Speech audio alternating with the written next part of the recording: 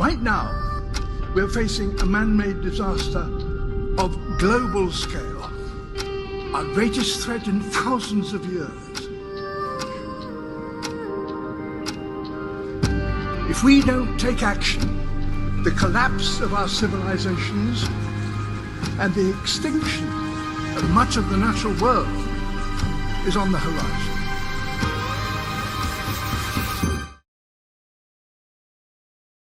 Certainly, let's revisit that thought with a slower pace and more even intonation. Once my mother and I met a middle-aged man with a child who was pushing a tricycle equipped with a QR code for collecting donations. Despite the risk of encountering a scam, my mother donated 200 RMB because she believes in the virtue of helping others. She thinks that those who have more resources yet fail to help the disadvantaged might be acting immorally. Offering help isn't mandatory, but it's a commendable virtue and certainly better than doing nothing. On a personal level, if we can prevent harm without making a significant moral sacrifice, we should do so. This isn't mandatory, but if everyone in society expects generosity from others yet refuses to contribute themselves, who will help when it's their turn?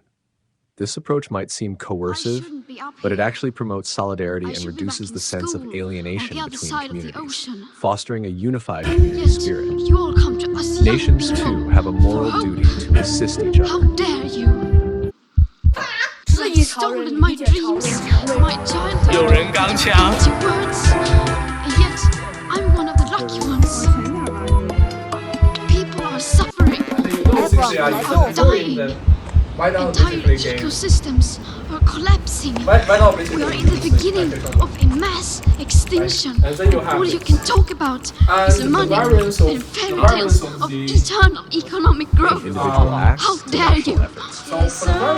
Conflicts in places like the Gaza Strip, Russia, and Ukraine continue while we live in relative comfort. The question of whether it's immoral to continue living comfortably without doing everything possible to help those suffering is complex. The idea of nationalism should encourage regional cohesion, but can also deepen divisions, as many countries prioritize their national interests and future plans over helping others. In terms of personal morality versus nationalism, individuals should strive to move beyond narrow roles and make fair, rational decisions on moral issues.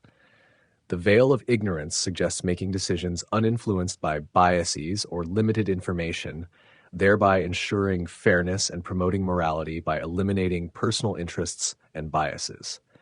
As Gandhi noted, the issue with nationalism is not the concept itself, but the narrowness, selfishness, and exclusiveness that can harm modern nations. Nationalism should align with humanitarian values and promote the well-being of all humanity.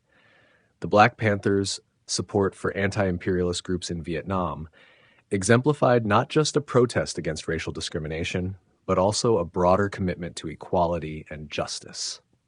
Martin Luther King once dreamed of transforming the state of Mississippi from a place of oppression into an oasis of freedom and justice. Today, as peace and conflict coexist and nations develop and compete, it is morally essential for people to put aside their national identities and seek the common interests of humanity.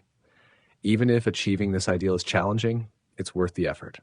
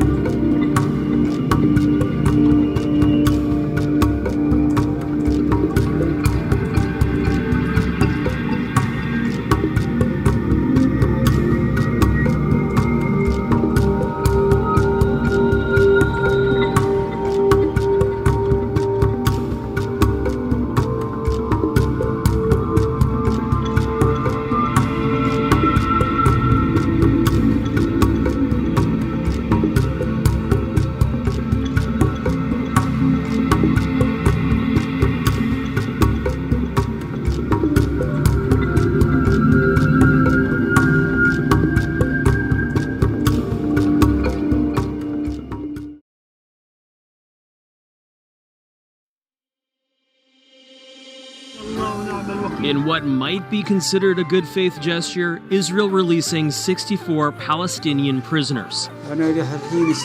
This man says he was held 60 days and beaten. Israel is promising the release of hundreds more prisoners. Hamas is reported in a proposal backed by Egypt, which reportedly would see. But earlier this week, Israel's prime minister said no deal to prevent a ground invasion of Rafah, where Hamas forces and more than a million civilians are concentrated.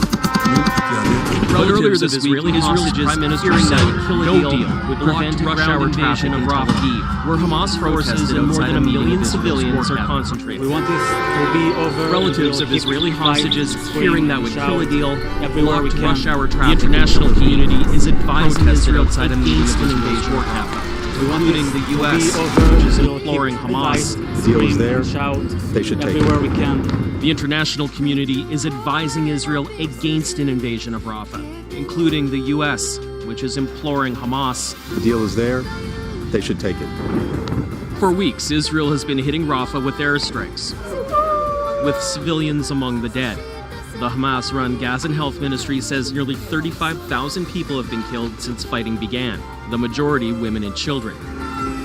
In this Rafah camp for the displaced, tents painted with thank you messages to demonstrators on American campuses. That today, according to our estimate, will be between $40 to $50 billion at least. An already immense task that would take decades. That's if there's a deal. Cameron McIntosh, CBC News, Winnipeg.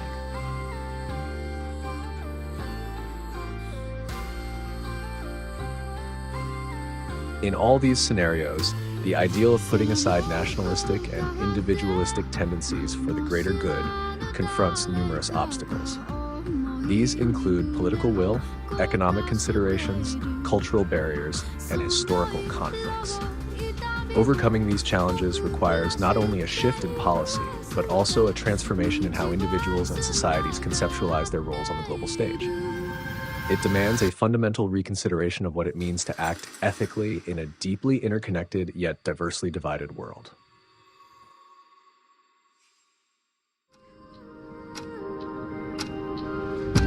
If we don't take action, the collapse of our civilizations and the extinction of much of the natural world is on the horizon.